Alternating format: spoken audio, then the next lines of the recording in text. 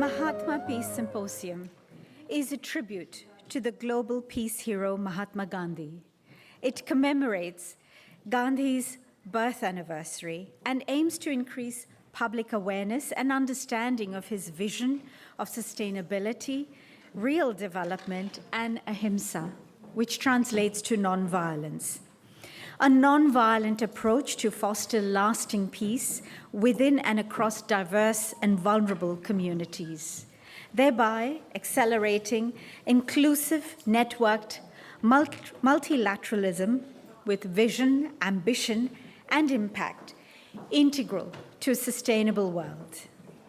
The next presentation is looking at the journey of the Mahatma Peace Symposium, a Saroni Roy Foundation initiative.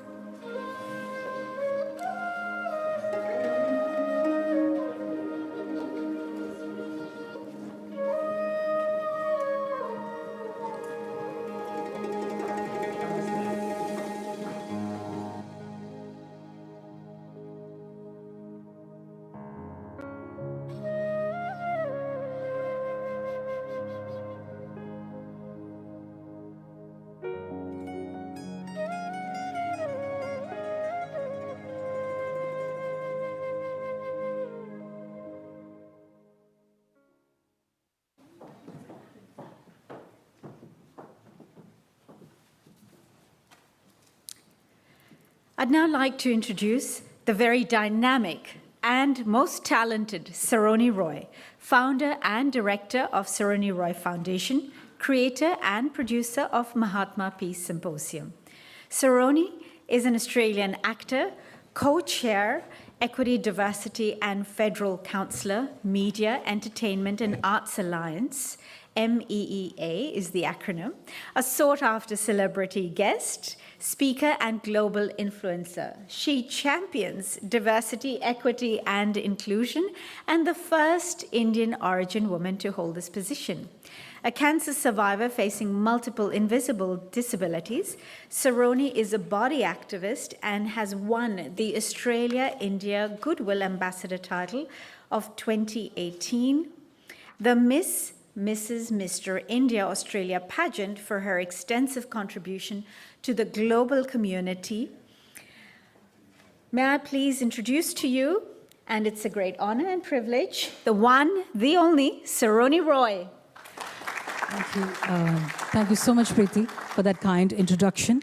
But I would like to first introduce or call upon stage Uncle John and Auntie Liz to do the welcome to country for us. And and then we have some proceedings for you.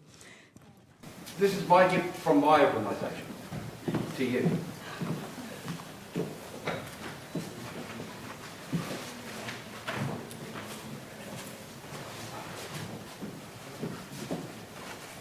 Sorry, I got and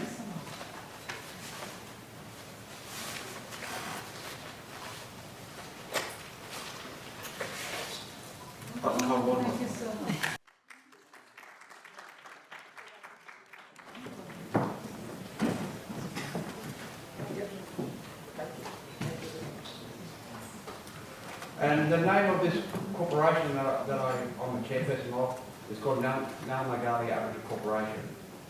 Ngarrnmaggali means places of cocktails.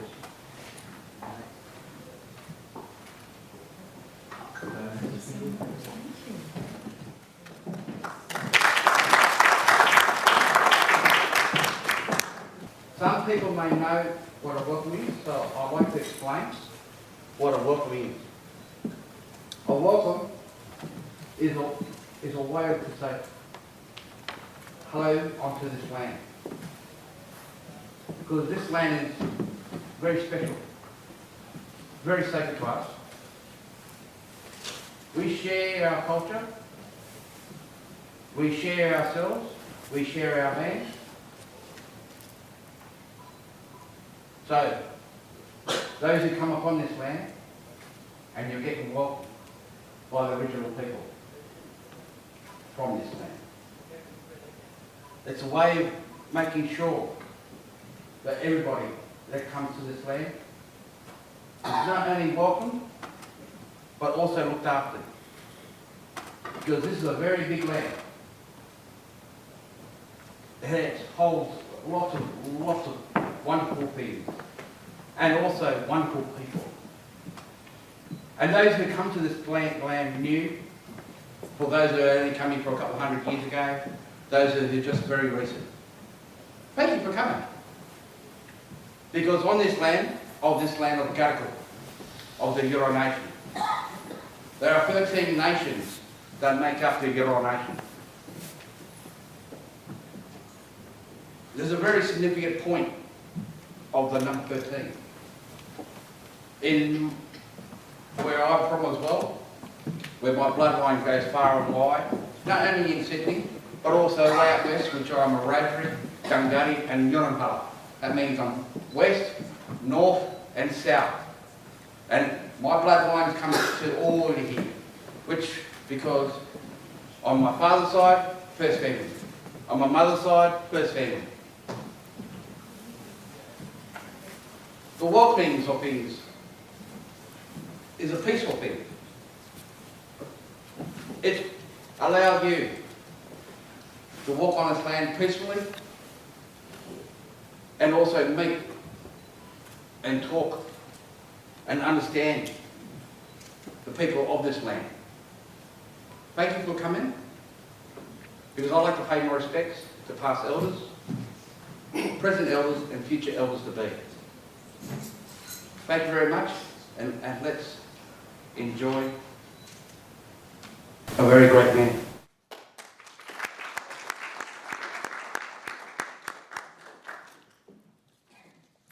Thank you to CS Smart Consulting and MP Powerful for sponsoring and supporting our Welcome to Country segment. Over to you, Saroni. Thank you so much, Uncle John, Auntie Liz, for blessing us. And thank you, Preeti, for that kind introduction. And thank you to everyone who's here tonight to celebrate and commemorate Mahatma Gandhi's birth anniversary. I would like to acknowledge the indigenous people as the traditional custodians of the lands where we live, learn, and work, and are meeting today.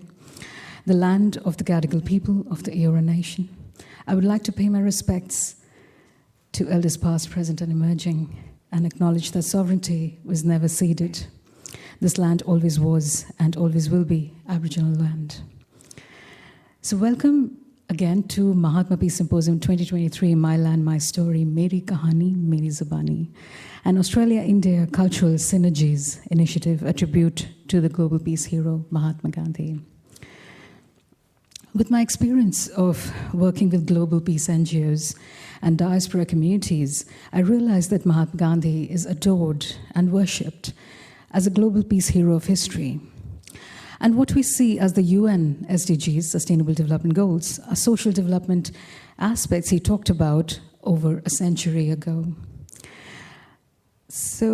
And yet there was no platform that was educating today's global citizens on how to decode, simplify, implement his principles and teachings of conflict resolution and to address pressing issues the world is facing.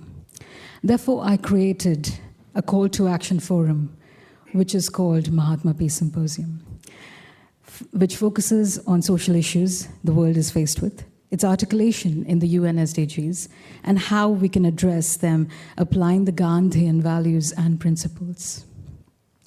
Mahatma Peace Symposium highlights our ethos that structured peace education is the key to making a paradigm shift in the way the world thinks about peace. So I would like to welcome and thank each and every one of you here today, especially Uncle John and Auntie Liz, Honourable Warren Kirby MP, State Member for Riverstone, Chair, State Parliamentary Friends of India, the Honourable Sanjay K. Mulaka, Consul and HSC, Consul General of India, Sydney, and Mrs. Swati Mulaka, we were expecting her as well, but the Honourable Patricia Garcia, AO. MC for today, wonderful Preeti Tadani, Senior Advocate, SBSA, Executive Board, Women's Shed, Hornsby, Kuringai, Secretary, IABBW, Hindi School. Dr. Scott Watkins, Pollinate Group. Dr. Devlina Ghosh, Adjunct Professor, University of Technology, Sydney. Councillor Barbara Ward, Advisory Board, UNAA, New South Wales. Sagar Nagraj, Australian Indian Orchestra. Our proud sponsors, Neha Mashruwala from Neha's Indo-Chic Trends. Iram Imran, Bilal Mubashir from Broad Safe Group. SRF Creatives, that's me. Our partners, Ash Designs, Australian Indian Orchestra, Sari Selections, Nuri Lucknow, Shantana from Light Antana. Media partners, Desi Australia, Aarti Banga, Dimple, Hartajdees, Harmohan Walia, Pallavi Jain from Australia Today, the Indian Subcontinent Times, Ashok Kumar, Prashantika, Harpreet Singh from Punjab Times, Navneet Anand, Mazhar Rahman from Voice Article, Fiji Times Australia, Kate Sunte, Sydney Protidin, Sunny Singh from The Unmute, She Magazine, Friends World TV, SBS Hindi for your continued support and presence for Mahatma Peace Symposium. And then we have our community outreach partners, Nadeem Ahmed, Indians in Sydney, Little India Harris Park Business Association, Inc., Mr. Sanjay Deshwal, Pankaj Tangri, Bimal Joshi, I think I saw Bimal somewhere, and our Honourable Jackie Monroe, MLC. You're, please come here. Councillor Dan Coleman for joining us. We also have Jamie Robinson, Bollywood Cars, Mubina Jamdar from Diabetes Hub Multicultural Australia, Anubedi Dax Karai from Sea Smart Consulting and Empowerful, Earthy Souls Australia, Shifali Paul from Alkalizer, Tia Gorain, Empowered BWB, Anusha Haran, One Stop Beauty, our supporters, Vishal from Evergreen Memories, the Money Shot Weddings, Preston Warren, Painted Studios, Kamal Kothari from Brand Canvas, Honorable Vijay Kumar, former Consul General of India. Then we have a lot of councillors, thank you for your presence. Prachin Nagrat from Centre for Australia-India Relations. Joe Curry AM, Patricia Jenkins, UNA New South Wales. Hi. Sahira Simar, Mr. Baba Varghese, Dr. Naveen Shukla, and each and every guest who's joined us today to support the Saroni Roy Foundation initiative, the Mahatma Peace Symposium. And so now we are going to let's sort of look at last year's memories from last year.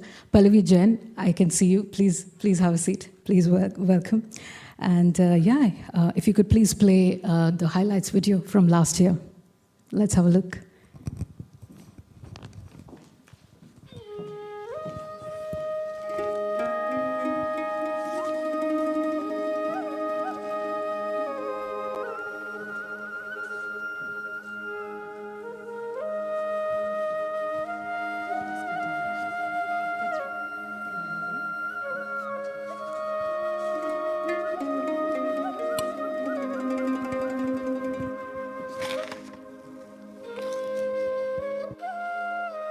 Hello, everyone. Hello, global citizens. A very warm welcome to the Mahatma Peace Symposium 2022, a Saroni Roy Foundation initiative. This is the second year that the Saroni Roy Foundation has taken the initiative to commemorate Mahatma Gandhi's birthday. This year happens to be his 153rd birth anniversary. And of course, that only goes to show that the ideas that he perpetuated, founded, and he preached still are relevant today. 153 years, wow. And so I thank each and every one of you today for joining us on this journey of peace building. I want to congratulate the Saroni Roy Foundation for all they're doing to help put this event on together and the Mahatma Peace Symposium.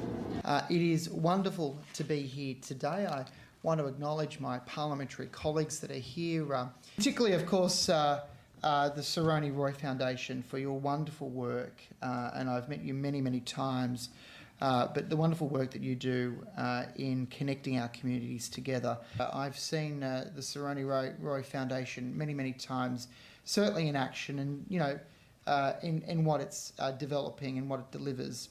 Shared with us, and I think let's ruminate on them and keep them in our minds, swirling around. Saroni, thank you very much for putting on a wonderful event to bring us all together here to, of course, reflect on the Mahatma and to reflect on what he has been able to achieve. Now, nobody has been able to achieve more through peace than Mahatma Gandhi in the history of civilization. Transpire, but it's actually the words with which you can inspire. That makes all the difference. I wanted to come here to support Saroni and her foundation, not just because she's a mighty citizen of Strathfield. The best citizens come from Strathfield. But because of the values that she embodies. Congratulations to the Saroni Roy Foundation for organising this tremendously important event. 75 years after Mahatma Gandhi's passing, that we still have a need. We still have a pressing need for his principles. It showcases, it highlights the critical importance of the Australian Indian community and the contribution that you make to our country. And it goes beyond culture and it goes beyond food. It's about neighbours. That's where it starts from. It happens to be the law. Special thanks to Saroni Roy Foundation. Thanks for putting up this event together. I know this year we are in the second edition, and what a remarkable progress from last year that we are bringing it to the August Parliament House over here. Thanks to everybody from the sponsors also, because without your support, these events, it's difficult to organize. It's our greed that drives us to provide so much more. We are here on this planet Earth, and this is the last straw. Thank you, Saroni Roy Foundation. It's indeed a great honor for me to be here today and celebrating 173rd birthday of Mahatma Gandhi ji. I'll start with my poem, The Call. Listen not, speak not, and see not an evil. The three apes define the humanity past, and still. For the love of truth, non-violence and harmony, patience, sacrifice, and selfless service with no fear or agony. In there, that was so inspiring, which says, for the love of truth, non-violence, and harmony, playing in the backyard is a more hospitable, a friendly place where we can share and live with our fellows. Language, faith. The unveiling of the First Nations artist Preston West Warren's artwork for the Mahatma Peace Symposium.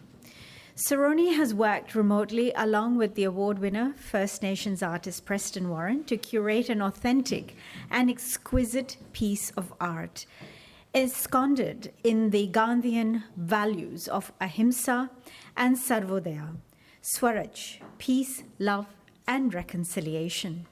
The intricate patterns portray the Australian Indigenous people's journey and camps which span across the vast expanse of the country, representing the diverse tribes that comprise a unified nation. The artwork incorporates the Indigenous Australian and Torres Strait Islander flag colours, as well as the Indian flag colours embodying the ancient Australian connection to India. The links between Australian Aboriginal and Indian tribes aligning with the theme of G20 Presidency that India has recently hosted, One Earth, One Family, One Future. Drawn from the Sanskrit text of the Maha Upanishad, which celebrates the strengthening of the Australia-India bilateral relations. In collaboration with sari selections, the artwork is also rendered on a Gaji silk sari, which has been handcrafted by the artisans in India, the Australian-Indian Cultural Synergies, a heritage piece which currently you will see has been draped by Saroni today. I'd also like to express a deep thank you to Sari Selections for the sari that I'm wearing, and if Dheeraj and Shivani are in the room, I'd like to say that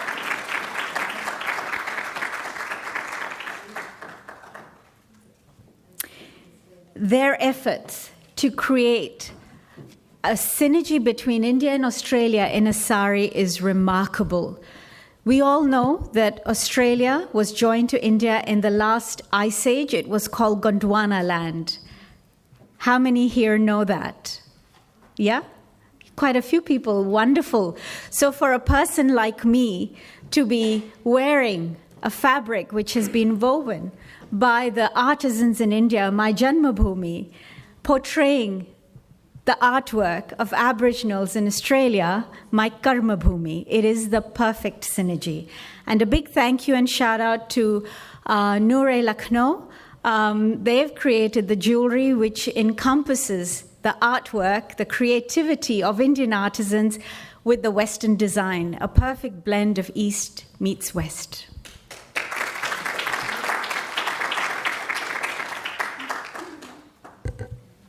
It's good to see that it shows it's a meeting for everybody. You have all the important people there first. Then you got the rest of everybody else. Then again, coming from multiple different lands. It's very beautiful. The colours is very amazing. Because both the flag colours, all the flag colours, well, flag colours and Indigenous colours. I'm really, it's really amazing. It's old and new at the same time. It's very amazing. We'll have to encourage everybody when we finish the formal proceedings to come up and have a closer look of the artwork as well. And on that, I'd like to say a thank you and offer a thank you certificate and memento to Uncle John and Auntie Liz. So Saroni, would you do the honour?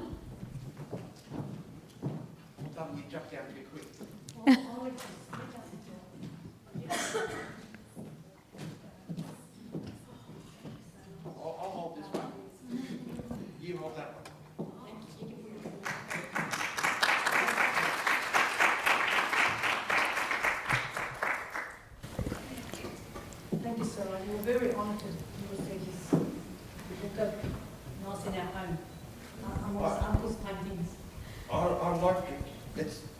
the message is very important.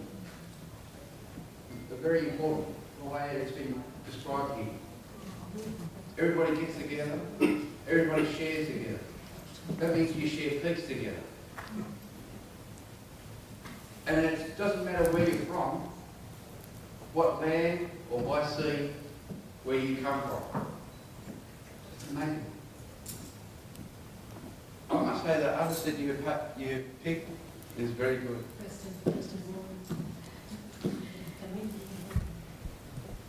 I'll show you one of mine. And you can't buy mine. I think Auntie Liz has already complimented me on the sari I'm wearing, which is another artwork of Preston Warren.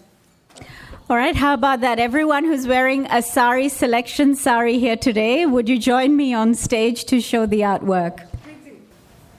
And you may have noticed that this selection is different. Yeah. This selection is more about the land. And that selection is natural. There's also land, but also sea and rivers. Whereas this one is the combined the lot. Because it has a representation under that, and it has a representation under that. Because the way the artwork has been portrayed. So, you picked a very good man.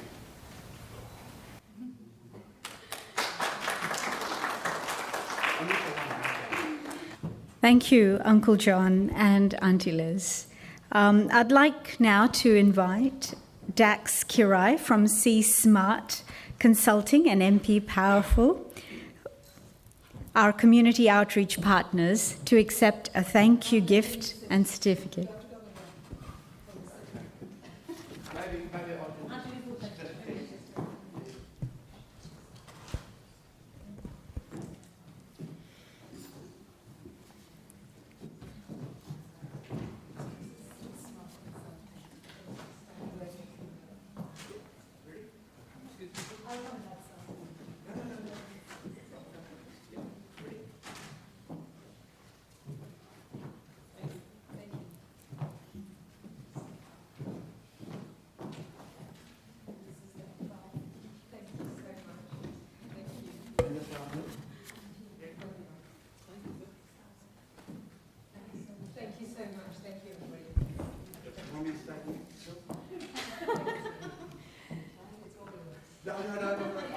Thank you again to our community outreach partners.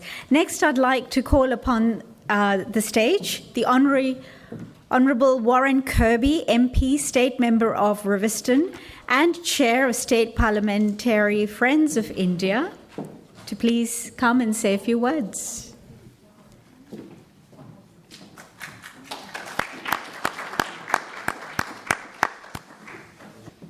Namaste. Good evening, friends. Of course, I would like to begin by acknowledging the First Nations people who are the traditional custodians of the land on which we are meeting today, and I extend my respects to Elders past, present and emerging, and of course the Elders who are here in the room with us today. In just a couple of weeks from now, every one of us in this room has the opportunity to acknowledge Indigenous people of Australia with more than just words at the beginning of a speech, by enshrining their right to a voice in the Constitution. Personally, I will be voting yes, and I encourage each and every one of you to do research into what is right for you and come to the correct conclusion. This is not an issue between the left and right of politics.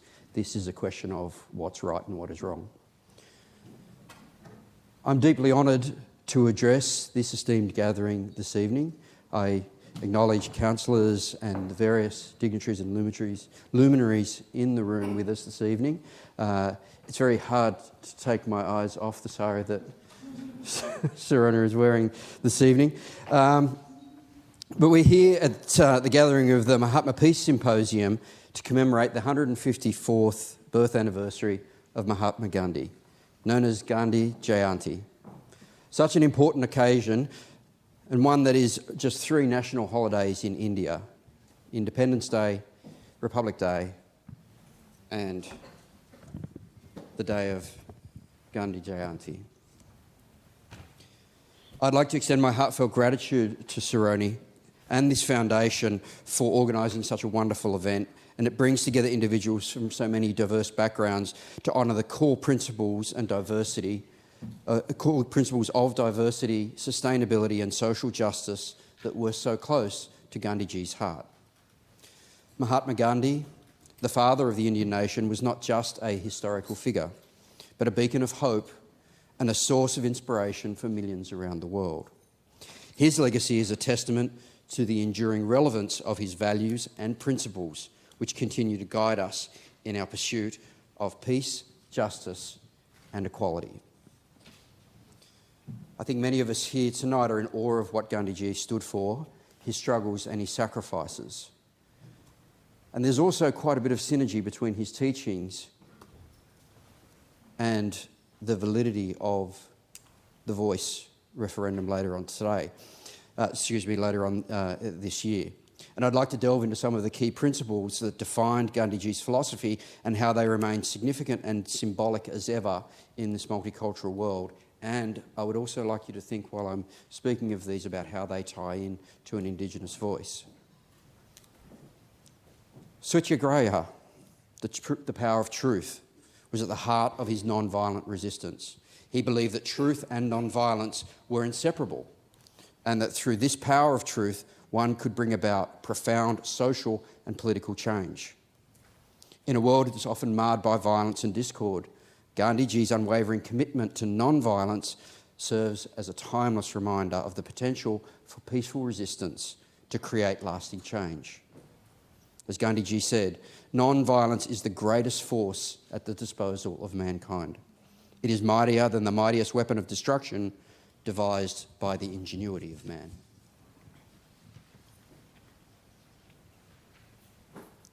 Sarvodaya, or the welfare of all. Gandhiji envisaged a society where the well-being of the weakest and the most marginalised was paramount. His philosophy of Sarvodaya emphasised the upliftment of every individual, ensuring that no one was left behind.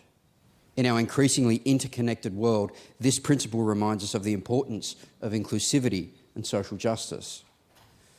One of my most favourite quotes by Gandhiji, which I have seen firsthand through all of the wonderful work done by the various community organisations that I deal with, is the best way to find yourself is to lose yourself in the service of others.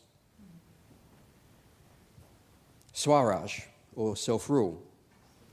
Gandhiji believed this extended beyond political independence. He believed the importance of individuals and communities governing themselves free from external oppression. In today's context, this principle underscores the significance of democracy, self-determination, and the need for responsible and accountable governance. Another quote: "Freedom is not worth having if it does not include the freedom to make mistakes." And the Constructive Program, or grassroots change. Gandhi advocated for the idea of Constructive Program, which emphasised building a just and equitable society through constructive actions. He believed that individuals and communities could make a difference through their own efforts, such as education, economic self-sufficiency and social reform. This approach is a timeless reminder to the importance of grassroots initiatives in addressing social issues. As he is most famously known for saying, "You must be the change you want to see in the world."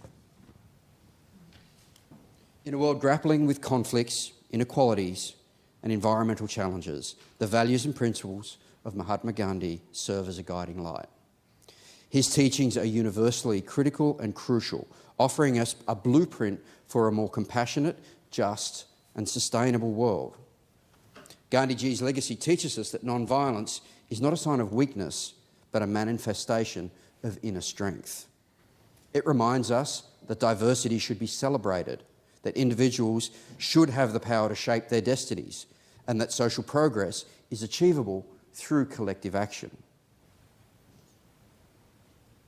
So with only a few weeks to go before the referendum seeking to include a voice for Indigenous Australians into our Constitution, this symposium promoting the friendship between India and Australia, the power of truth, respect for all, self-rule and grassroots change is timely. In addition to celebrating the anniversary of Gandhiji's birth, this year's symposium highlights the friendship between Australia and India. It is a friendship that goes back much longer than many people realise. We've heard through Gondwana land that archaeological records indicate Australia's First Nations people arrived around 65,000 years ago. They are the oldest continuous culture in the world. Until recently, mitochondrial DNA marker M42 was thought to be unique to Aboriginal Australians. This genetic signpost has now been discovered in tribes from eastern and central India. Geneticists think the link between Aboriginal Australians and Indigenous tribes of India goes back around 141 generations, or around about 4,500 years. Coincidentally, it's the same time frame as the introduction of the dingo into Australia. As we gather here to commemorate Gandhi Jayanti and reflect on his enduring values, let us be inspired to carry forward his legacy by promoting peace, justice and equality throughout our communities and our nation.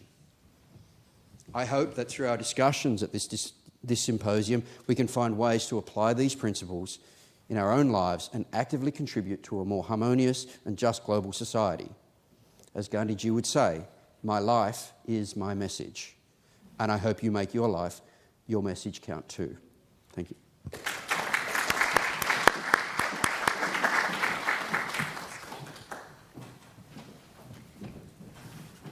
Saroni, would you do the honours of presenting the certificate of thank you?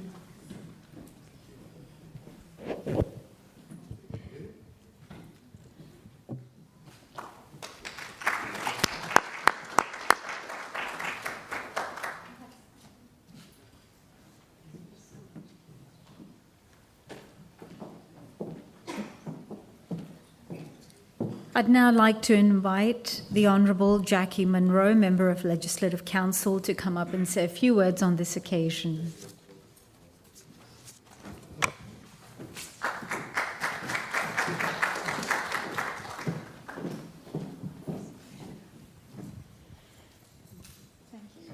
Thank you so much for putting on this incredible event. I think now more than ever we need to celebrate peace, because it's in times of challenge and struggle that it requires us to dig deeper to find that place of compassion and non-violence that's been spoken about.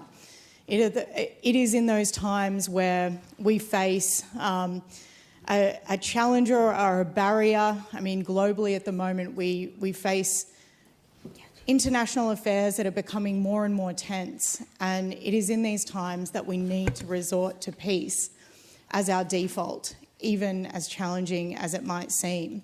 And I think that peace and that call to connection and compassion must start with one another. It starts with the way that we treat each other individually, in our families, our friendships, our workplaces, and in our communities. And that will naturally flow into a greater representation of cohesion and collaboration.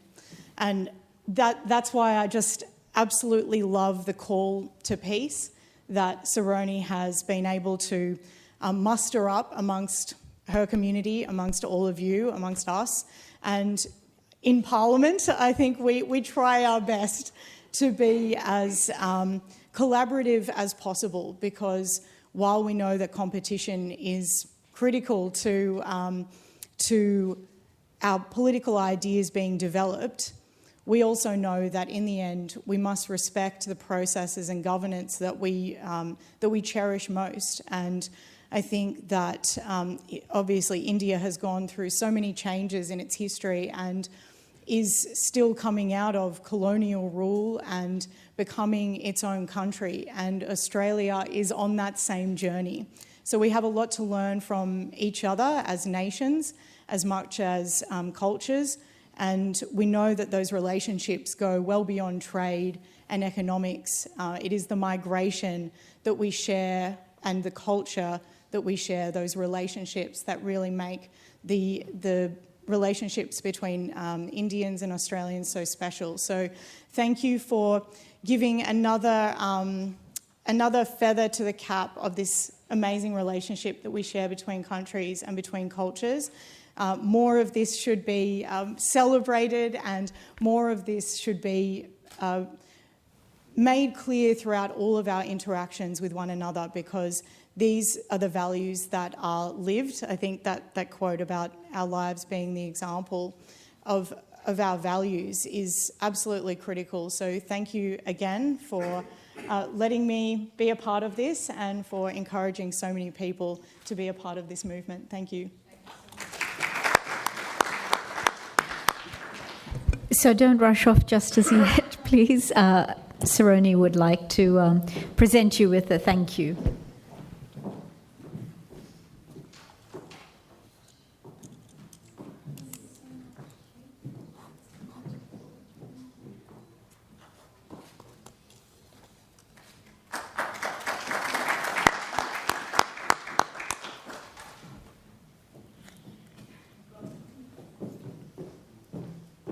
I'd now like to welcome and introduce to you the Honourable Sanjay Maluka, Consul and HOC, Consul General of India, Sydney, to come up and please say a few words.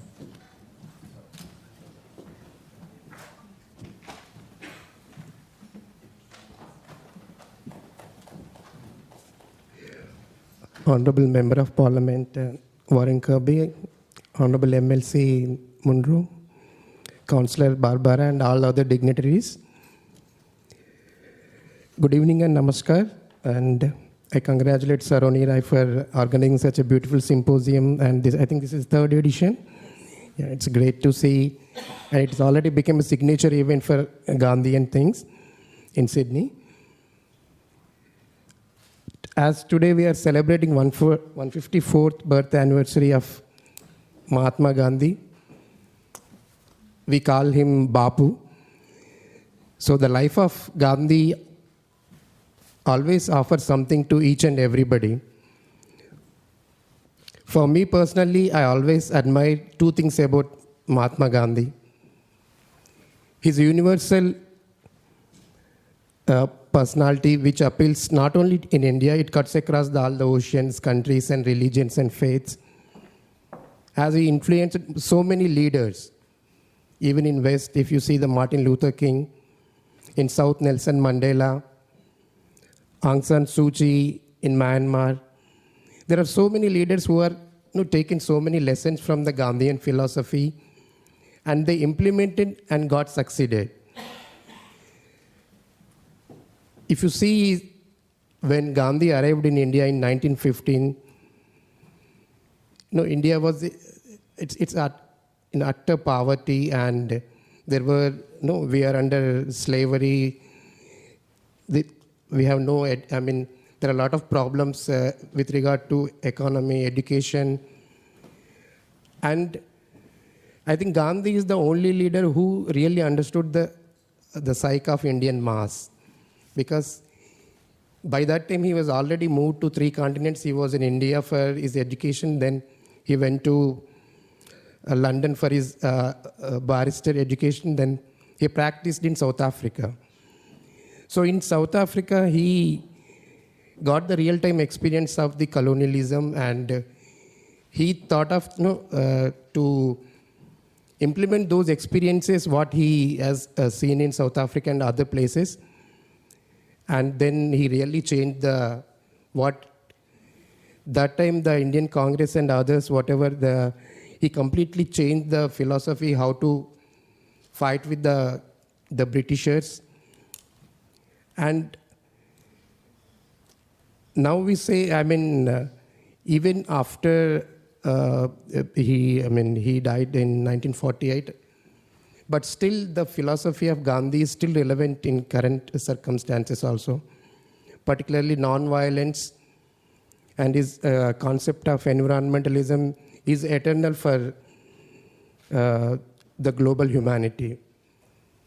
And I personally feel the image of Gandhi actually transcends the adjectives what we normally use for the leaders, like charismatic leader, he's like a very influential leader, because he himself has become it's a heritage kind of thing. So I feel, we keep on continuing celebrating Gandhi's birthday for many more centuries. Thanks for giving me this opportunity, and thank you.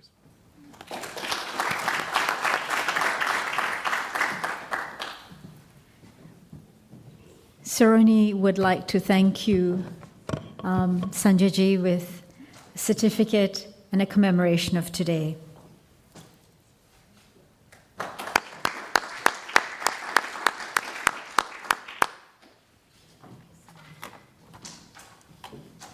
Next, I'd like to welcome and introduce to you the Honourable Patricia Garcia, AO. Patricia is a respected humanitarian and 2016 Australian of the Year State finalist. For over 20 years, Patricia has lived and worked in war zones. She's managed and coordinated humanitarian relief and recovery programs to assist refugees and IDPs in the world's longest-running conflicts, including Afghanistan, Sudan, and Burma. Please welcome Patricia Garcia.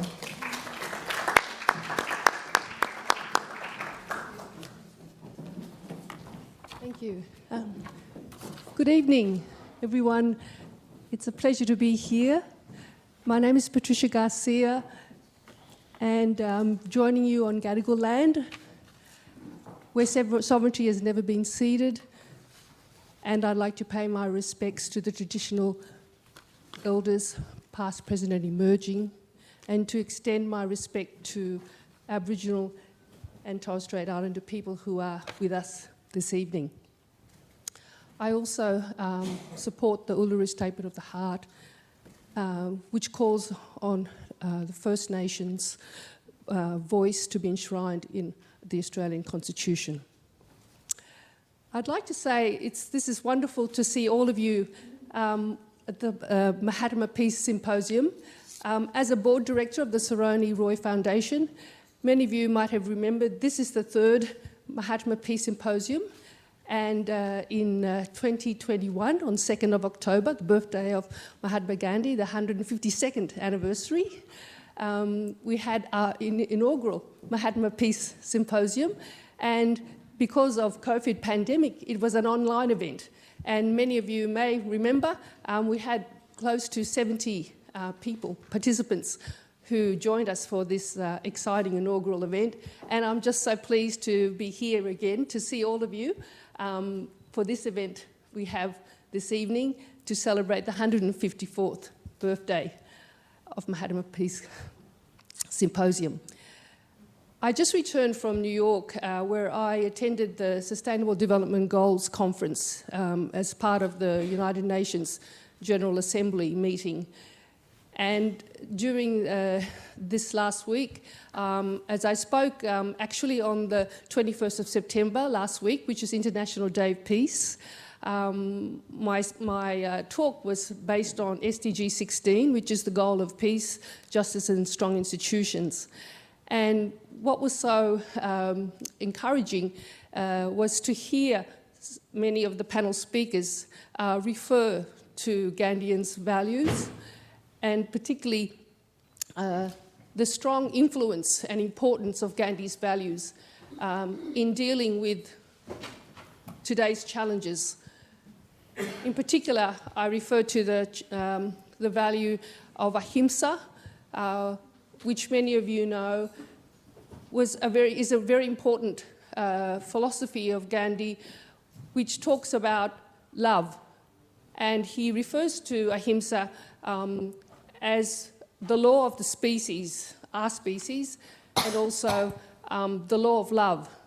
And this concept of non-violence in particular, he refers to as ahimsa being the greatest love. So it's, I think, for us, particularly as we celebrate his birthday, which many of you know is also the UN calendar International Day of Non-Violence every year on the 2nd of October. So today we're also celebrating International Day of Non-Violence, which falls on Gandhi's birthday.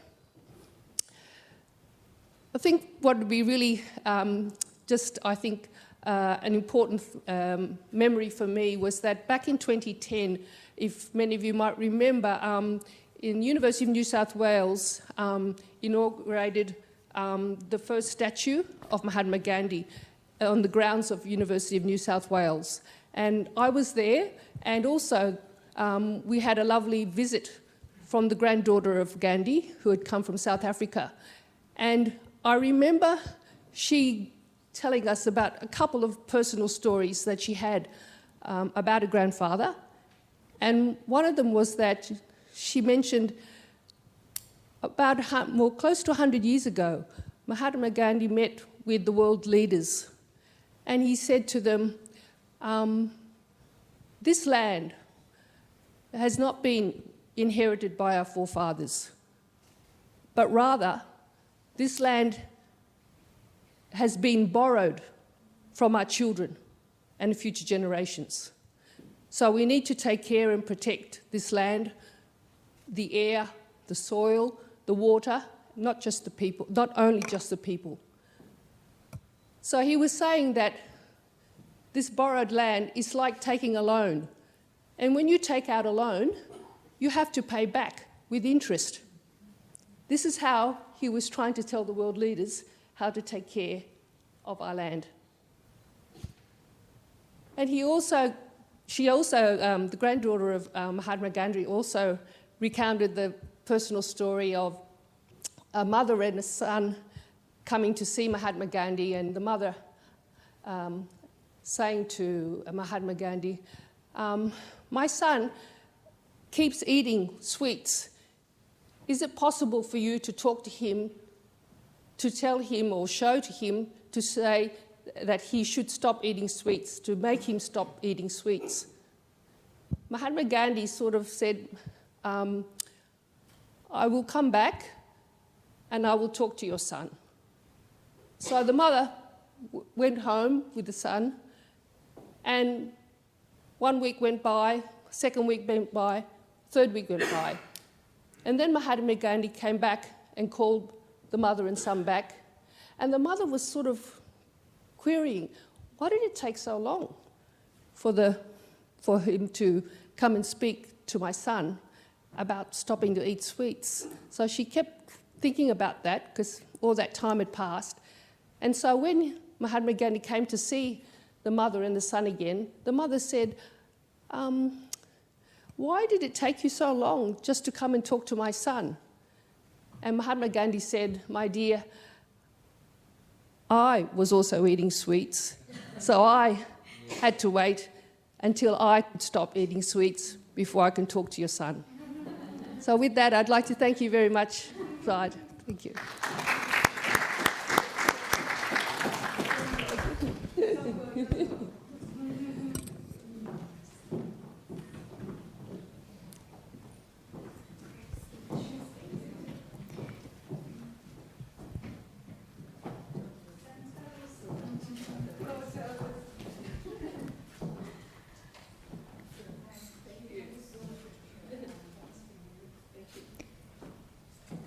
Thank you, Patricia.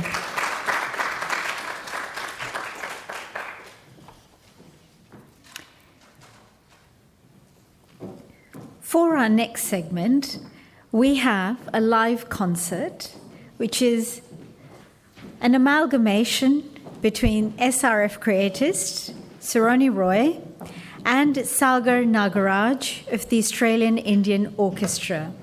Their performance today is a tribute to Mahatma Gandhi, and all the creative artists have come together in creating this peaceful, inclusive world, capturing the SRF creators. So it's a tribute to all of them.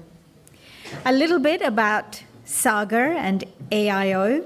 The Australia and India shares two loves. We know about cricket and curry.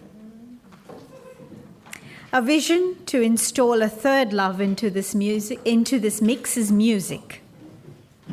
Founded by brothers Sagar and Suraj Nagaraj, the Australian-Indian Orchestra represents the biggest collaboration between Australian and Indian musicians, melding the best of Indian musicians with Australia's finest orchestra players to create Australia's first and only symphony orchestra that's dedicated to performing Indian music.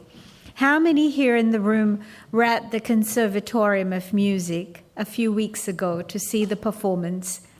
So there's a few that have put up their hand. What a spectacular performance that was. And well done, Sagar, to you and Suraj and the entire orchestra. There's another performance coming up in November, and I've already been sharing with a few people here. So if you've missed the performance at the Conservatorium of Music, you can catch this orchestra in November. Sagar is an Australian Indian violinist and a violist. He's performed with the Australian World Orchestra, the Australian Youth Orchestra, and Sydney Youth Orchestra. He is the artistic director and concert master of the Rosemont and Macquarie Chamber of Orchestras and the first violin of the Rosemont String Quartet. Having come through the Sydney and Australian Youth Orchestra, Sagar understands the importance of education and the profound impact of providing young musicians with opportunities. Today, ladies and gentlemen, you will see Saroni and Sagar presenting a selection of Mahatma Gandhi's favorite songs, showcasing CALD artists from India and Australia. Adapting to the COVID-19 restrictions, Saroni has remotely worked with musicians and artists based in India to curate this authentic and exquisite piece of art, ensconced in the Gandhian values of ahimsa, courage, determination, solidarity, harmony, and peace. The artists and musicians who were based in Kolkata, India, have assisted in creating this piece of music. We had Pankaj Paul for music arrangement, synth guitar, and the bass guitar. We've had Mandola Joy on santoor, sitar, and flute. Shubham Kanjilal on mandolin and dotara. Mrityunjoy Das, who was the mixing engineer. Would you please make welcome the lovely Saroni and the very talented Sagar. Thank you so much, Preeti, for all that kind introduction for each of the artists involved. As an actor, singer, dancer, and a connoisseur of the arts, I truly believe that art is a platform that showcases and also weaves together diverse cultures. It transcends all barriers and doesn't conform to the limitations of language, faith, geography, race, or nationality. If we look at some of the diverse ethnicities that have come together today, many of us have experienced loss, war, and conflict in our homeland. Art and artists are therefore an integral catalyst in uniting people, celebrating our rich cultural heritage and perpetuating a culture of peace and harmony. The first song, Vaishnav Janto, written by poet Narsingh Mehta in the Gujarati language.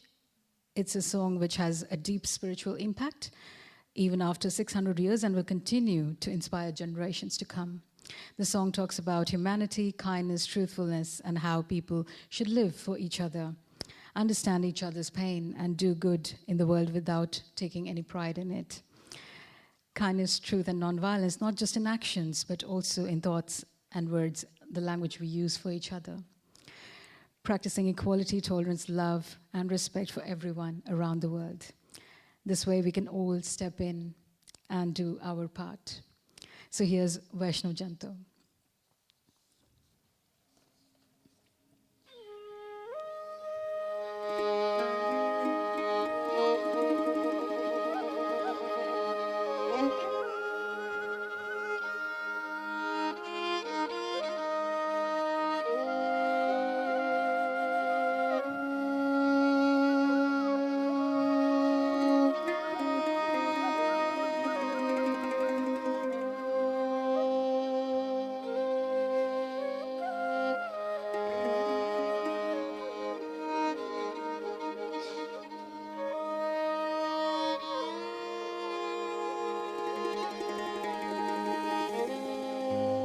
वैष्णव जन तो तेरे कहे जे पीड़ पराई जान रे वैष्णव जन तो तेरे कहे जे पीड़ पराई जान रे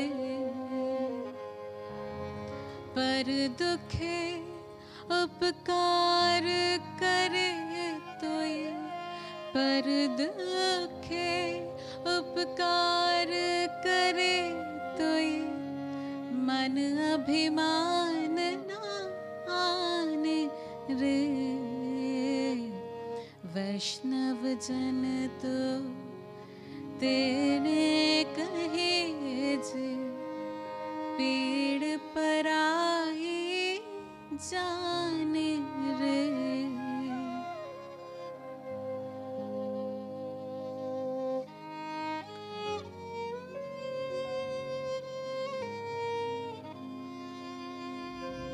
सकल लोक मां सहुने वंदे निंदा न करे केणी रे सकल लोक मां सहुने वंदे निंदा न करे केणी रे वाच काच मन निश्चल राखे धन धन जननी तेनी रे वैष्णव जन तो तेने कहे जे पीड़ पराई जाने रे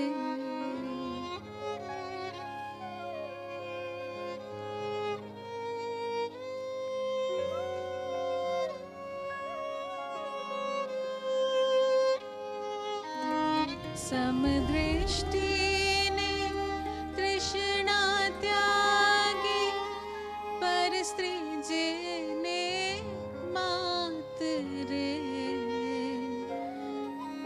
समदृष्टि ने तृष्णा त्यागी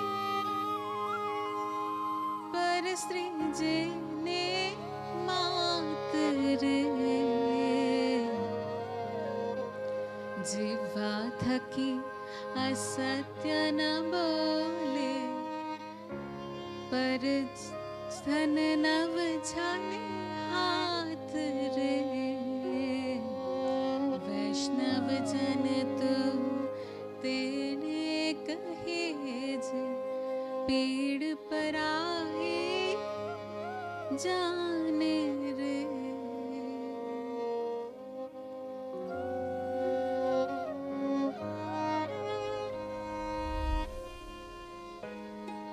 Now the next song is in Hindi. Raghupati Raghav, also known as Ramdhun, was sung by Mahatma Gandhi and his followers as they walked the 441-mile salt march to Dandi.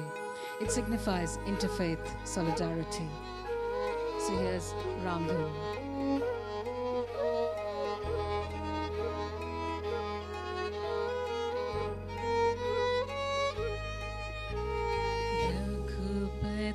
Raghav राजा राम पतित पावन सीताराम ईश्वर अल्लाह तेरो नाम सबको सन्मति दे भगवान रघुपति राघव राजा राम पतित पावन सीताराम ईश्वर अल्लाह तेरो नाम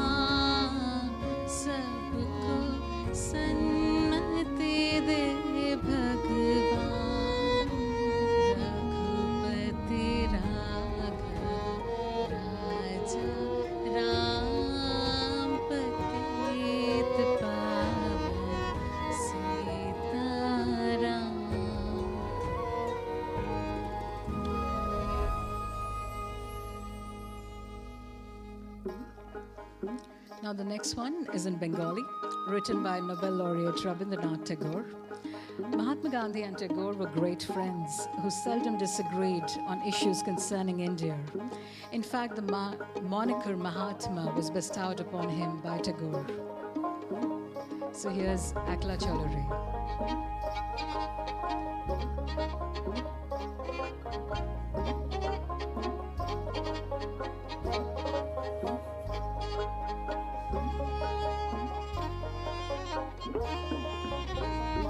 যদি তোর ডাক শুনে কেউ না আসে তবে একলা চলো রে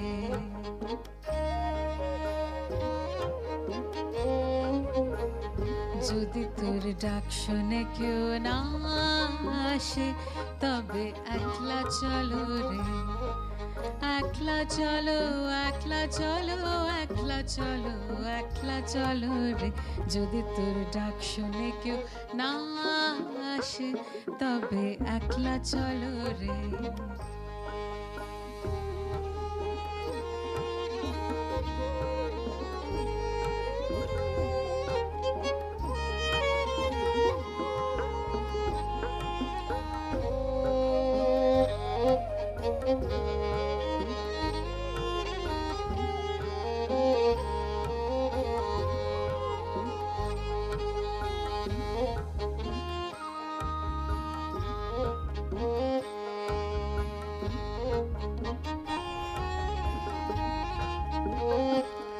যদি কেউ কথা না কয় ওরে ওরে ও ভাগা কেউ কথা না কয় যদি সবাই থাকে মুখ ফিরায় সবাই করে ভয় যদি সবাই থাকে মুখ ফিরায় সবাই করে ভয় তবে পরাণ খুলিয়ে তুই মুখ ফুটে তোর মনের কথা একলা বলো রে যদি তোর ডাক শুনে কেউ না আসে তবে একলা চলো রে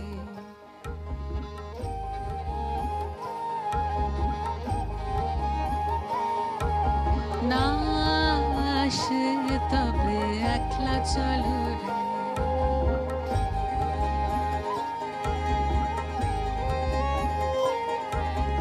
না আসে তবে একলা চলো রে Thank you. Thank you so much. Thank you, Sagar. Thank you. Thank you, everyone. Divinely beautiful. Another round of applause, ladies and gentlemen.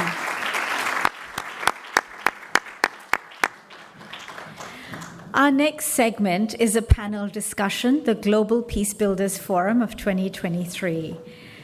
This discussion focuses on global multicultural community, a call for action to peace builders, artists, government leaders, advocacy, media, and academia worldwide. For a global partnership, we need to have a shared blueprint to be able to achieve a better, more peaceful and sustainable future for all. In 2023, we would focus on the Gandhian philosophy, the concept of Satyagraha, Sarvodaya, and Swaraj. Raising public awareness about Gandhi's Constructive Program, the reformulation of individual identities, social relationships, economic arrangements, and political engagement within local communities to make cities and human settlements inclusive, safe, resilient, and sustainable. The ancient links between Australian, Aboriginal, and Indian tribes, inclusive and peaceful societies that lead to sustainable and prosperous economies. Ladies and gentlemen, I did not wish to detract from the award for the beautiful performance, but just as this panel is now set up, before we actually invite the panelists up, I would like for a presentation to be made to Sagar. So just as this panel finishes the setup arrangement, I didn't want to detract from calling you up and receiving the award, but I think we're now set. And to give the memento and the certificate to Sagar, I'd like to invite the Honourable Sanjay Maluka to give the presentation.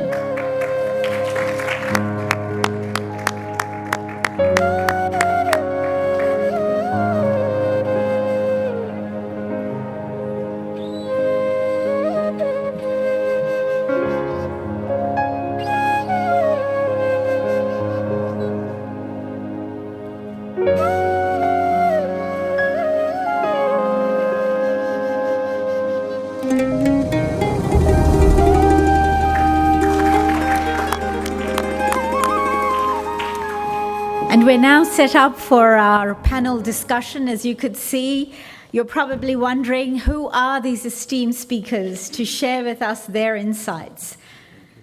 I'd first like to introduce to you Dr. Scott Watkins, Chair of the Pollinet Group. Pollinet Group is a social enterprise that have created a network of over 2,000 Suryamukhi women micro entrepreneurs, providing zero-cost inventory alongside extensive training and digital tools to ensure their success in informal settlements across India and Nepal. Their goal is to empower marginalized women so that they can earn a sustainable income and distribute life-changing products such as solar lights and fans, cooking appliances, and water filters, along with sanitary products in slums. Their work helps women earn a sustainable income, which is reinvested into the education and health for their families, helping to break the intergenerational cycles of poverty.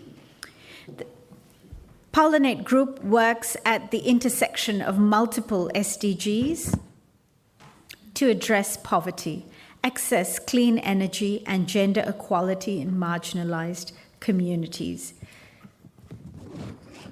We present to you Dr. Scott Watkins. Our next panelist is the very esteemed Dr. Devleena Ghosh, Adjunct Professor of University of Technology, Sydney. Devleena Ghosh is an honorary professor in the School of Communications in the Faculty of Arts and Social Sciences. She has taught in the universities of Sydney and UTS and has held visiting professor positions at the University of Chicago, Freie University in Berlin, and the University of Aix in Marseille. Her research interests lie in the fields of colonial, post-colonial, environmental, and gender studies, specifically in the Indian Ocean region. Her current projects include ones on coal mining and climate change in India and transitions to renewable energy sources in India. In both projects, a chief focus has been on the rights and demands of Indigenous peoples affected by the process of resource extraction and land acquisition. She's also working on a project about intercolonial connections between India and Australian women during the Cold War period, specifically in the area of education, anti-nuclear and peace movements, and the common struggles for social justice. Ladies and gentlemen, Dr. Devleena Ghosh. Our third panelist that I'd like to introduce to you today is Councillor Barbara Ward, former Deputy Mayor of Ku-ring-gai Council. Barbara is a very, very familiar face to many people in this room. She is the Managing Director of Impact One and has held a variety of senior commercial customer, strategic alliance and finance roles across industry, both onshore and overseas. Barbara has a career that spans government, corporate, not-for-profit, and charity sectors. She is commonly known as the change agent. Barbara is the president of Lupus Australia, Share Incorporated, Nutrition Australia New South Wales, and past president of the Australia-India Business Council New South Wales, as well as the Rotary Club of Sydney. Barbara holds non-executive positions on several boards, including the World Lupus Federation, Royal Rehabilitation New South Wales Agency for Clinical Excellence, Ministerial Advisory Council on Ageing Advisory Board of UN-Australia New South Wales, Asia-Australia Business Council, Studio A, and Lifeline. Barbara was awarded the Ku-ring-gai Local Woman of the Year 2017 award, amongst many other awards for her leadership in business and the community. She is also the former president of the Fundraising Institute of Australia and is a fellow. In 2019, Barbara was awarded the Paul Harris Fellowship Leadership in International Mental Health, Excellence in Community Service on Australia Day, and is the nominee of the AFR 100 Women of Influence. Ladies and gentlemen, please welcome Councillor Barbara Ward. Our moderator for this panel discussion is our one and only Saroni Roy. So over to you, Saroni. Thank you so much, Preeti. And thank you to all the panelists for joining us today. So with this, we are going to start with our panel discussion, the Global Peace Builders Forum 2023. So the first thing I would like to kind of share some stories and journeys, because the overarching theme this year is My Land, My Story, Meri Kahaani, Meri Zabaani, Australia-India Cultural Synergies. So we want to kind of deep dive into the ancient or any kind of historical connections of Australia, India, and also sort of which kind of aligns with the India's G20 presidency, which is Vasudhaiva Kutumbakam, one earth, one family, one future, so, which is drawn from the ancient Sanskrit text of Maha Upanishad, celebrating and strengthening Australia-India bilateral relations. So our esteemed panelists today, can you give us examples of any historical background or Australian connection to India, any stories, experiences, journeys, links? So I think we'll start with Professor Devleena Ghosh. Thank you, Saroni.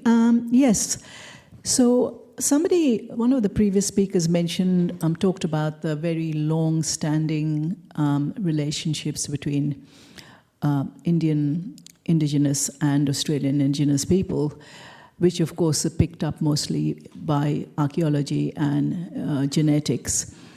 There are very many other connections, and the connections have to do with the colonial encounters and movements during colonial times. So I think your theme about untold stories, I mean, these are some of the untold stories of Australian history. I mean, we have usually now the retrieval of indigenous histories, which was silenced for a long time. Colonial history, which was foregrounded for a long time. But there's also another history, which is multicultural history, which is usually the focus of the time has been mostly Second World War stuff. But throughout the 19th century, certainly, there was a vast movement of people from the Indian subcontinent. The Chinese story is better known. But from the Indian continent, we have had Lascars or seafarers, camel herders, the Afghans, and some of you know probably more about that. Domestic servants, a lot of them, mostly women, ayahs, as well as hawkers, of course. Many of these people also, which is the other part of the untold story, married into indigenous communities. There's a long history of that intermarriage, which is now being retrieved and told. Also, there were people who were very active in fighting for indigenous rights. Anthony Fernando, a South Asian who was also a seafarer, managed to get work in various ships and went to Europe and then to London and protested outside British Parliament about the treatment of Aboriginal people in Australia. He also, of course, had Aboriginal heritage. During the other interesting thing is also about Indian independence. Just before independence, there was an organization which had been established early on called the Indian Seamen's Union of Australia. Again, not very well known. This Indian Seamen's Union of Australia not only refused to load ships going to Indonesia for the Dutch to retake Indonesia after the Second World War. They actually refused to load the ships in Sydney Harbour. And that was a fairly revolutionary undertaking because all of them would have lost their jobs under the Seamen's Articles. So, and finally, I mean, this is also my little personal story, research project, if you like. In 1905, the first girls' school in the Delhi region was set up by some theosophists. The president of that school was a theosophist called Leonora Gamaina, an Australian woman from South Australia, who was principal of that school till, I think, the 1930s, who took the vow of Satyagraha with Gandhi on the same stage in Delhi in 2021, and who remained until her sight gave out as principal. She, in fact, lost, or rather the school lost funding because her students refused to raise the UK flag, the British flag, and raised the tricolour instead. And Leonora actually supported these students. I was fortunate enough to interview one of them in Delhi before she died. So the connections are huge. I won't talk about Kapila or Komalam or Mithanlam. These are all the untold stories that you're talking about, and there's a lot of work to be done in this kind of area of the connections between India and Australia. Thank you. Thank you so much, Dr. Devlina. If Barbara, did you want to add something to that? Yeah, no, thank you, Professor. That was really interesting. I wanted to touch a little bit on the Indian tribes and how we lived our lives. I mean, if you look at going back in history, we all lived in that tribal sort of community. For those of you who don't know, I actually come from Fiji, and there we also had the tribal where we had the chiefs, and we always lived in, the native Fijians lived in tribal areas where we looked after each other, where we made sure that pretty much like our friends from the Aboriginal community, it was all about the community. It was all about, until today, it's all about sharing and caring. What we don't share means that we really don't care. So there's a word in Fijian called kere kere. If you use that word, that means that whatever you're going to get, you're going to get from the other person, you will never going to pay it back, or you're never going to do it. It's not a thing that's a payback thing. So tribal thing is a big thing within Indian communities and Fijian communities, Aboriginal communities, and you've got communities all over the world, from Africa, everywhere, who lives there. So I think it resonates with all of us within villages. There are economic prosperity or resources that are shared, and social organisations for every communal. So examples are children are raised up as a collective in the community. So I think there's a lot of synergies, and the professors just touched on a number of things as well. Thank you so much, Barbara. I think Dr. Scott, did you want to add anything? Okay. So we're heading to the next segment, which is we'll talk about Mahatma Gandhi's Constructive Program.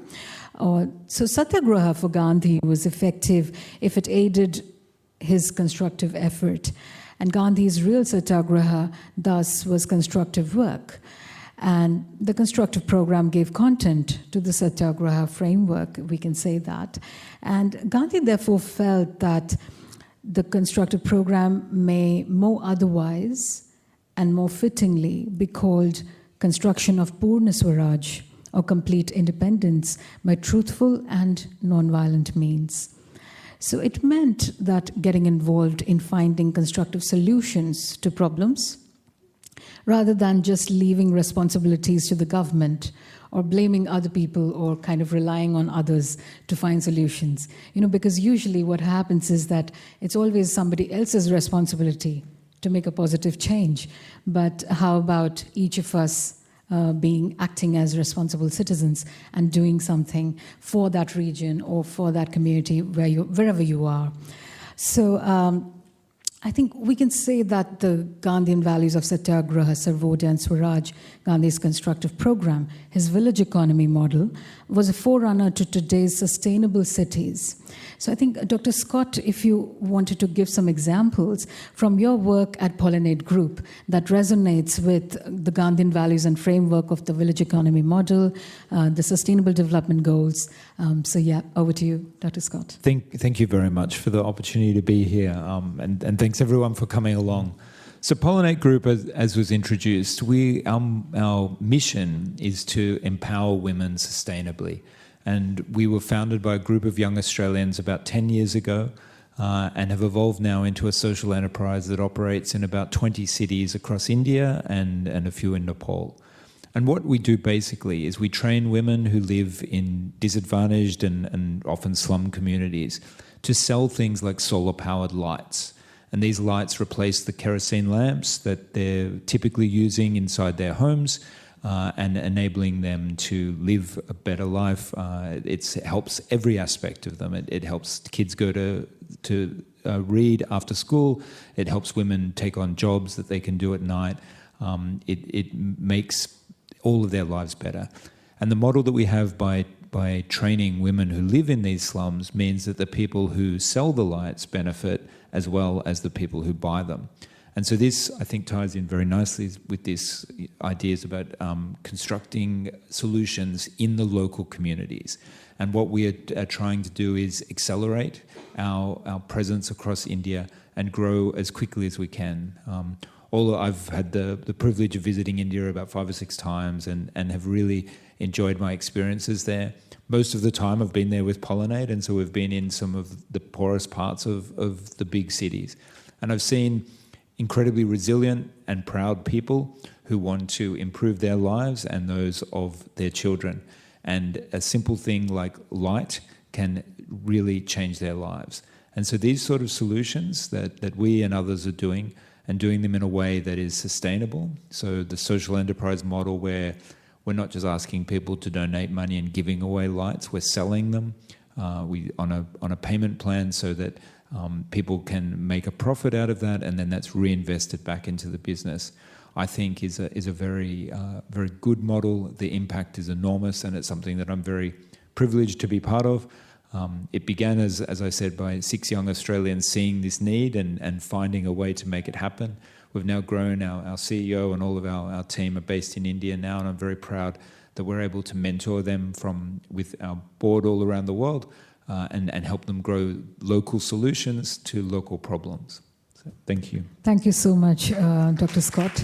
There we go. We see such amazing solutions being, created, opportunities being created in villages of India and Nepal and elsewhere. Thank you, Pollinate Group, for that. And Professor Devleena Ghosh, would you want to add anything to this? Just keeping with the Gandhian theme, I suppose. As people have mentioned, both Village Swaraj and Hind Swaraj before, and there is an idea that Gandhi was against industrialization, modernization, technology. But I think Gandhi was more of the idea that you keep your doors closed, but you keep the windows open so that ideas and everything can come in, but you don't open the door to let any old person just enter your house. And his attitude to industrialization was so that the change that came was not imposed without consent, which always happened in colonial societies. It wasn't imposed without consent. It wasn't the kind of change should also be one that was agreed to or wanted by the people whose society was being changed. And the pace of change, the way in which change happens, should also be at a pace in which that society can live with and be resilient with. Because in the end, what I think people forget about Gandhi is that he was very prescient in some ways. And one of the things he said which really resonates, he said modernity turns people into populations that can be counted in censuses. It turns nature that refreshes and, something divine that makes you feel, better about yourself and the world, turns that nature into natural resources to be extracted. And it changes the lived experience of people, of indigenous people, of other people, of communities, which they live by, into expertise. And he said this is a destructive process of modernization that actually destroys old indigenous and traditional cultures. And I think we're actually seeing that now in the world today, that lack of respect for those things that were very much inherent to indigenous cultures, because to some extent, and this is my final point, is that indigenous cultures are one of the ones that are most open to change. Otherwise, they would not survive. So this notion that indigenous cultures are old-fashioned, backward, tradition, etc., is just a lot of rubbish. Indigenous cultures have had to change massively, and they have survived. And we have to remember that that shows both their resilience, their creativity, and their innovation. Thank you so much. Thank you. Barbara, would you like to speak to that? Yeah, thank you for that. So, Professor, my mum used to, whenever she asked us to do something and we didn't want to, and she said, that's what we do, that's our culture, and you don't mess with culture. So we always made sure we did the right thing. Look, Gandhi's approach to sustainability can be understood in a holistic way, where the ecological balance is not disturbed and welfare for all is the basis of his thinking. What I find extraordinary is here we are today talking about the SDGs and all the things that we need to do, yet Gandhi was at the forefront of it. I mean, perhaps he didn't articulate it as well as we're doing today under UN. However, he did talk about all of those things. For example, personal responsibility, reducing waste, conserving energy, practicing sustainable consumption and production, community-centered development. All of those things were 100 years ago, was already there. So it's curious that why is it we're still talking about it? Why is it we're still far behind? And why is it that we're not adopting some of the things that's been there? It doesn't matter how we dress it up. The message is the same. We as the community need to do more for all of us and for our environment. Thank you so much, Barbara. And thank you, Devlina Ghosh. And thank you, Scott, for adding to that. I think the key takeaways for me and for all of us, if I can just sort of capture some of the things that each of these luminaries have shared with us today, would be the 5 P's of peace building. We talked about people, where we talked about my land, my story, Meri Kahaani, Meri Zabaani. We shared some stories there. And we talked about peace, of course, Satyagraha. We talked about the non-violent approach and giving people agency, empowering them, and helping them to make everything around them better and their lives better. We talked about the planet, our relationship with the planet, our connections with the planet. And then we talked about prosperity or the economy, how to build an economy. The Constructive Program was exactly about that. That's what Gandhi laid out as a key grassroots movement for national reconstruction. So we talked about economy as in sustainable cities and communities lead to prosperous economies. Peaceful economies and peaceful societies lead to prosperous economies. We talked about partnership, the significance of collaboration, networked multilateralism, shared responsibility, and global solidarity. So I think we've really simplified it here for each of us with the 5 P's of peace building. So thank you so much. Thank you to each of you. Thank you. I don't know if you may be aware of a place called Bali. The island of Bali. Well, that used to be a bigger landmass back in 10,000 years ago when they brought the elephants there. So when the water receded, a bit over 10,000 years, and it made that as an island, but those people still moved and went around, and they came across mostly in northern part of Cairns, Arnhem Land and Darwin and such, because they were in search for pearls. So they would do trade to Aboriginal people that lived up that way, or utilised Timorese or Javanese to recruit such riches, whereas as we've never considered that as something of preciousness. Whereas, so that also too means that there's a sharing of blood. So they would be married to or carried off and like, marry a woman or a man or to the value of. And the shared links of bloodlines from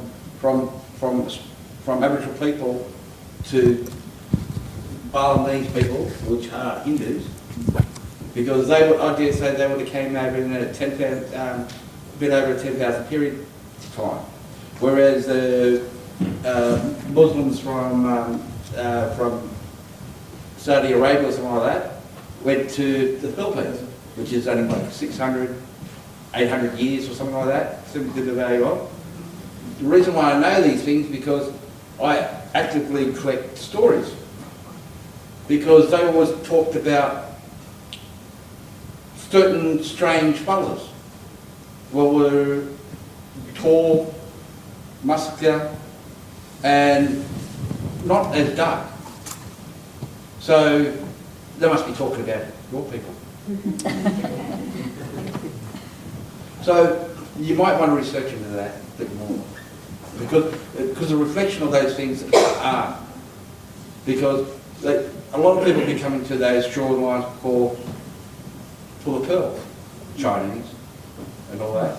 So there will be, that's why you have Aboriginal people up there in Darwin and that area look a little bit different compared to us fellows down here in the south.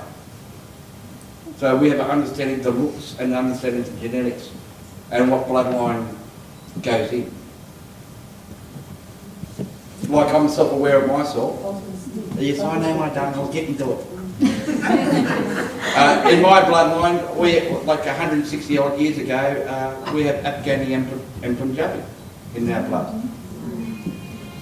Actually, just on that, I know, Warren, you mentioned about the gene and the DNA, but the research has been there for quite some time as well, that when we were joined, India, Australia, Sri Lanka and some of the islands in the Indonesian archipelago, that the Dravidian race is in fact the southern Indians race is Dravidian, and that is the same race in Sri Lanka, same as the Aboriginal. It's the same bloodline referred to, whereas the northern Indians are Aryan, but from sort of the south down, it's all Dravidian race. Yes, so that would be Auntie Liz's side. But yes, Warren, you touched on exactly that, the Dravidian race and the commonality that we've got, another very strong bond between India and Australia. Because it'd be very good to get that research, and not only for the genomes for ourselves and that, but also understanding and mapping out diseases and as such, folks have an awareness of such things, like someone mentioned about lupus. Well, my mother suffered from lupus, and that's a Mediterranean disease. So, and the word in Latin means red wolf. Mm-hmm. So, yeah. Thank you. Thank you so much. Thank you. Please stay on stage. May I please request the panelists to just stay for a moment? If we could please request the Honourable Sanjay Maluka to make the presentations to our panel members along with Saroni, that would be lovely. Sir, if you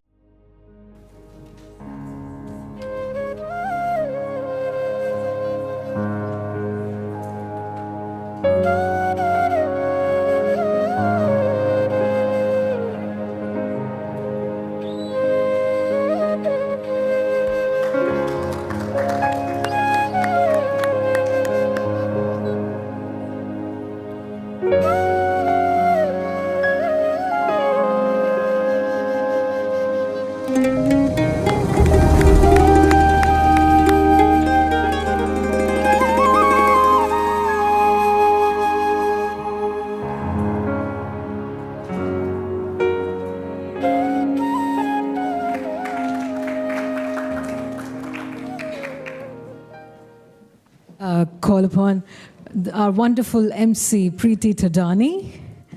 Thank you so much, Preeti, for doing this for us, for this cause.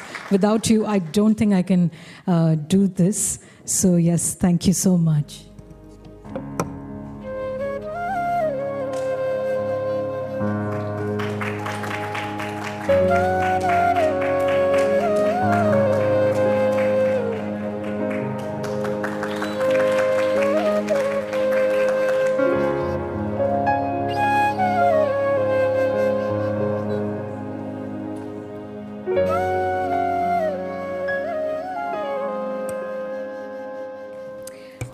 I'm sorry, Sanjayji, I should have made a note that we'd love you to stay on stage to make some more presentations.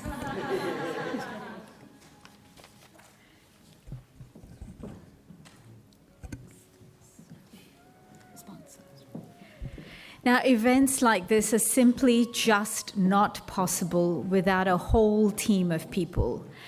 And this segment, we'd like to say thank you to the very, very special people, the businesses that have made today possible. I'd first like to start by saying thank you and inviting up to the stage our sponsors, Neha Mashruwala of Neha's Indo-Sikh Trends.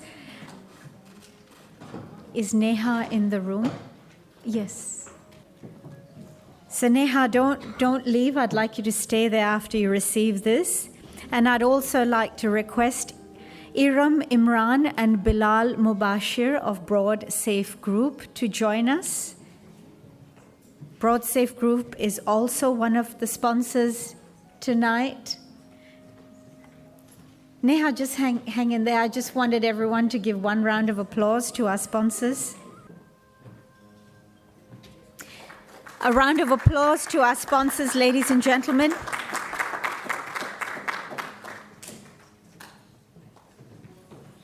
And thank you very much, Sanjayji, for doing all our presentations. Thank you so much. Our next lot of presentations will be to our partners. And for that, I would like to request the Honourable Warren Kirby to please join us for those presentations. These amazing people are also important for tonight's event. Ashish Verma of Ash Designs. Is Ashish in the room? No? Okay. The very creative and amazing Shivani and her husband Dheeraj of Sari Selections. So Shivani, you weren't in the room, but we've had all these amazing feedback about the saris, and even Auntie Liz has commented on how beautiful the saris are. Ladies and gentlemen, you saw the saris. This is the lady and the gentleman that are behind these creations.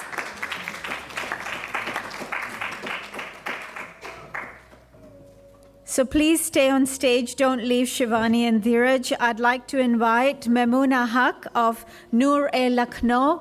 I've had some superb compliments, Memuna, from the jewelry piece you have very generously gifted.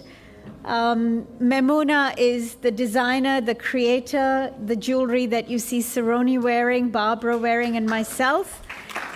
This all comes from Noor-e-Lucknow. And Shantana Dekadatta of Light and Tana. A very big thank you to our partners. Ladies and gentlemen, a big round of applause to our amazing partners of tonight. Warren, if we could request you to stay a little longer for some more presentations. I'd now like to invite up our community outreach supporters. Please welcome on stage from Sydney Connections, Pankaj and Tangari and Bimal Joshi.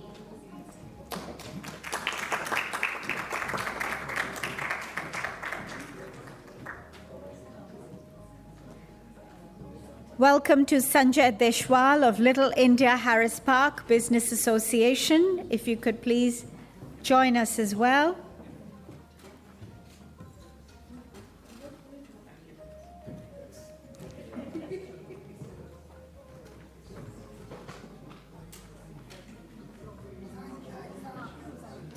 Yes, please don't leave the stage. We'd love you to stay for a round of applause.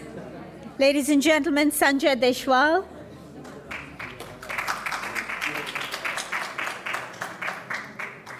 I'd like to welcome Nadeem Ahmed, Indians in Sydney. Is Nadeem in the room? No? Okay, all right. Is Jamie Robinson, if Jamie Robinson's here from Bollywood Cars, can we please welcome Jamie? Okay, he's also outside, networking outside, ladies and gentlemen. We'll put it down to that. Very important networking out there. Shefali Paul of Alkalizer, if Shefali's in the room. Okay. Anusha Haran, One Stop Beauty. Welcome, Anusha.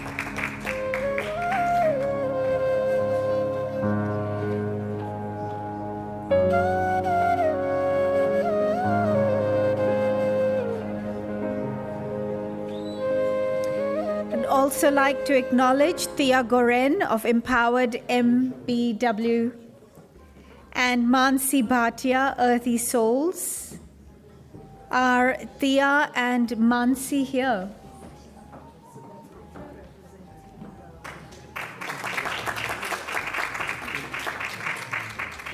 So, ladies and gentlemen, this is our amazing community outreach supporters. A big round of applause for all of them.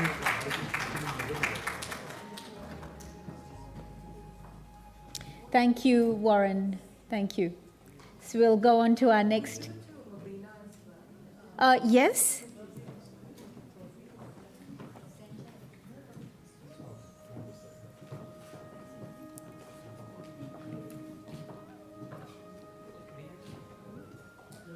Round of applause for Mabina.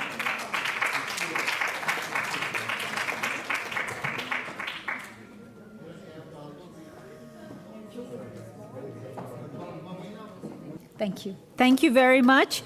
I'd now like to request the Honourable Jackie Munro. Please join us for the presentations for the next category of recipients. I'm now going to be calling, and we'll let the photos happen. Thank you, Jackie, for joining us. The next group of certificates and thank yous go to our media partners. I'd like to invite Mazhar Rahman from Voice Ajkal and Fiji Times Australia. Is Mazhar in the room? No? Okay. Dimple, I know Dimple, you are here. Dimple Dees. Dimple and Harmohan Walia from Desi, Australia, would like to invite you up.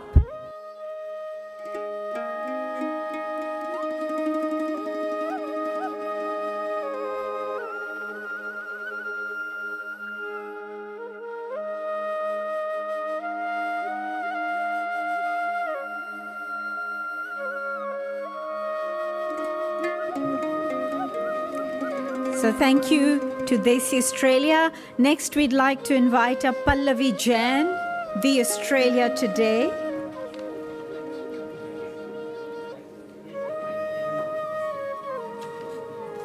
So no, please stay on stage, Dimple and Harmohanji. We'll acknowledge all our media partners.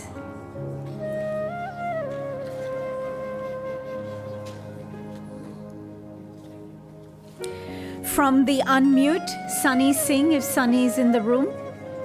No. From Punjab Times, Harpreet Singh.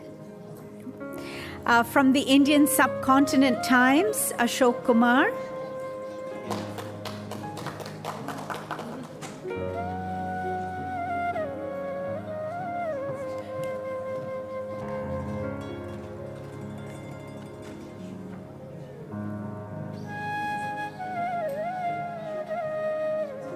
Prashantika and Sydney Protodin, if they're in the room.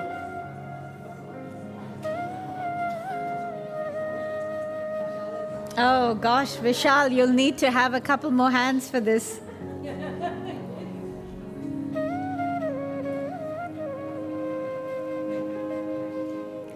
Do we have Prashantika and Sydney Protodin in the room? Well, ladies and gentlemen, a big round of applause to our media partners. I just would like to also ask if Phoeben Joseph from SBS Hindi is in the room.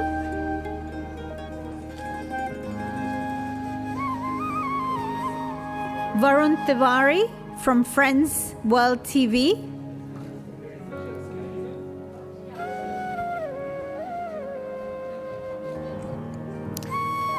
I'd also like to acknowledge Alpana Srivastav of Shri Magazine and Manbir Singh of Kehte Sunte. As you can see, ladies and gentlemen, it takes an army of people to put an event like this together.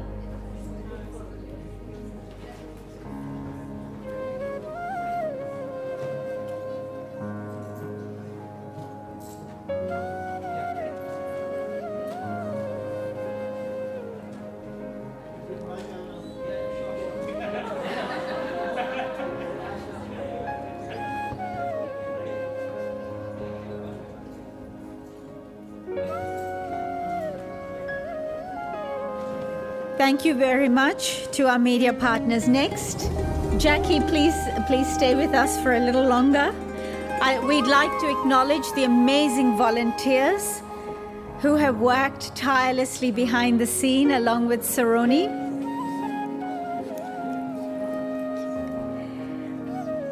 May I please request Uttara Raghavan Shirman to join us? Is Uttara in the room?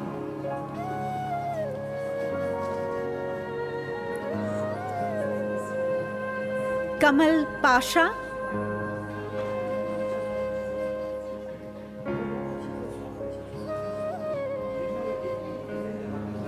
Adarsh.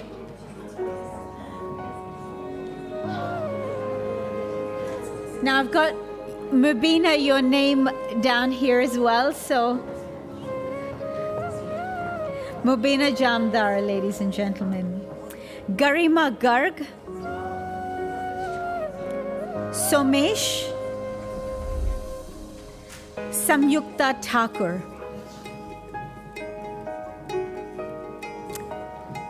Ladies and gentlemen, we have refreshments in just a few minutes, so please do stay for the refreshments in the cafe area outside. A round of applause to all our volunteers.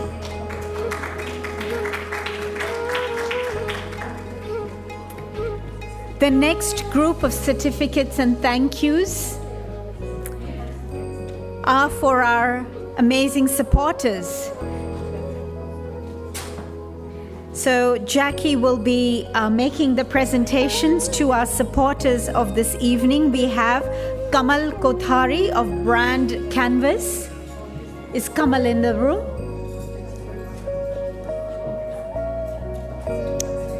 Vishal from Evergreen Memories.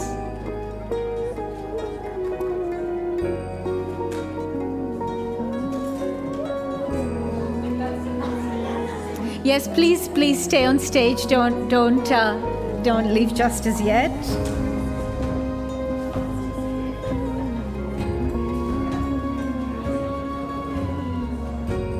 Vishal of Evergreen Memories.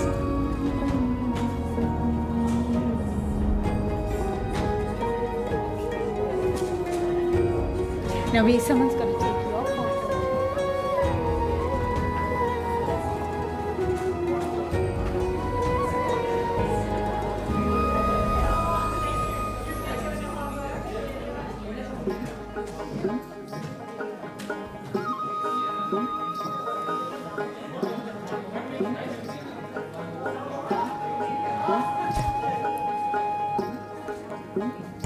Can I also request Shantana Dekadatta of Light Antenna? Is Shantana in the room?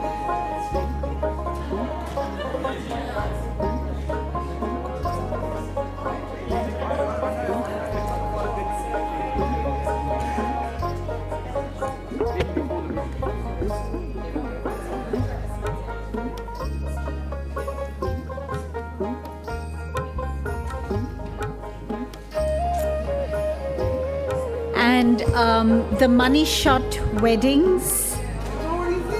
Saroni, Money Shot Weddings.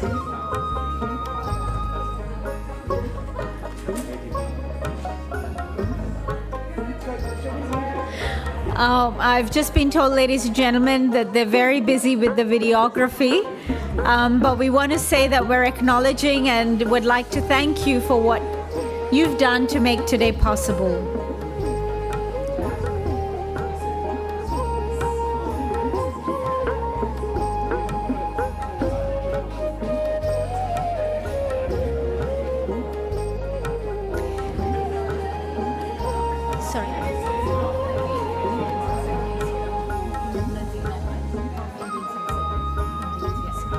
May I please request Nadeem ji to join us from Indians in Sydney. We'd like to acknowledge and thank you for supporting tonight's event.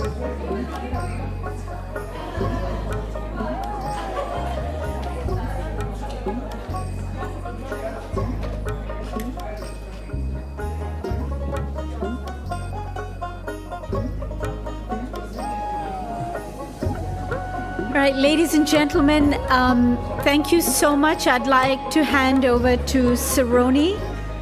Saroni, thank you very much for the award presentations, and to everybody here. You've been a great audience. Saroni, did you wish to give a thank you? So thank you so much to each and every one of you here today. Sponsors, partners, community outreach partners, supporters, photographers. Oh my God, I mean, Uncle John, Auntie Liz, each of the dignitaries, panelists, everyone, you've just made this such a success and so meaningful. You've added so much of meaning to it. For what I started alone, just by myself, your support means so much to me.